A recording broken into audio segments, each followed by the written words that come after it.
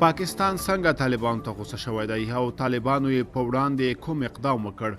سلام ستړي مشئ، وخت مو بخیر. په مکړی د نن ورځې تازه او مهم خبر ته.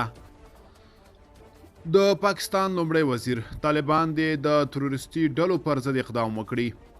د پاکستان په خیبر پختونخوا ایالت کې تر مرګوني برید وروسته د دې هیواد لومړی وزیر شهباز شریف په کابل کې له طالبانو غوښتي چې د افغانستان له خاورې څخه تروریستي ډلو د استفادې مخه دې ونیسي او د دې ډلو پر ضد دې اقدام وکړي.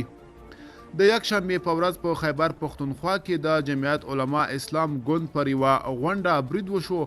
له وروستیو شمیرې سره سم په دې برید کې 450 تنه ووژل شول او 80 تنه نور ژوبل دي. د دې برید مسؤلیت د داعش خراسان ډلې منلی دی.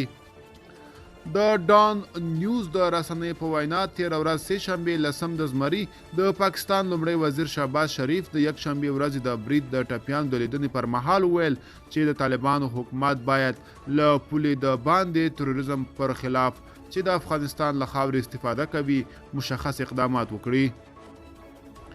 د پاکستان د رسنۍ زیاته کړې چې شهباز شریف په بریدونو کې د افغان وګړو د لاس لرلو او په افغانستان کې د پاکستاني دولت د مخالفو وسلوالو ډلو د ازادۍ او پر ملکي وګړو د بزدلانه حملو د اجرا او طرحې په تړاو اندېښنه ښکاره کړې ده. د پاکستان د بهرنیو چارو وزیر بلاول بوټو زرداری هم په کابل کې له طالبانو غوښتي چې د هغو وسلوالو ډلو پر ضد د اقدام وکړي چې د افغانستان له خاورې استفاده کوي. د ویلي پاکستان د افغانستان له موقت دولت طالبان څخه هیله لري چې د تروریستي سازمانونو پر خلاف اقدام وکړي او د دوحې د هوکړې پر اساس له نړیوالې ټولنې سره پر هغو تعهداتو عمل وکړي چې د دې هیواد خاوره به د هیڅ بل هیواد پر ضد د تروریستي فعالیتونو لپاره نه کاریږي.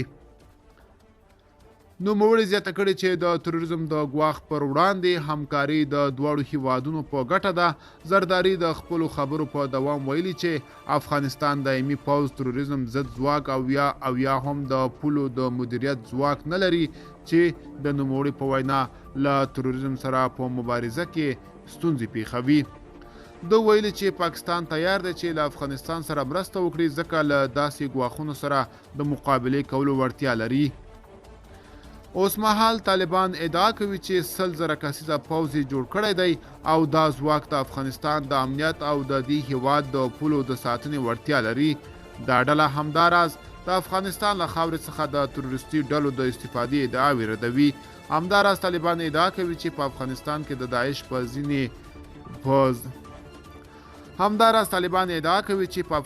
کې د داعش په ځپنې توانېدلې دي.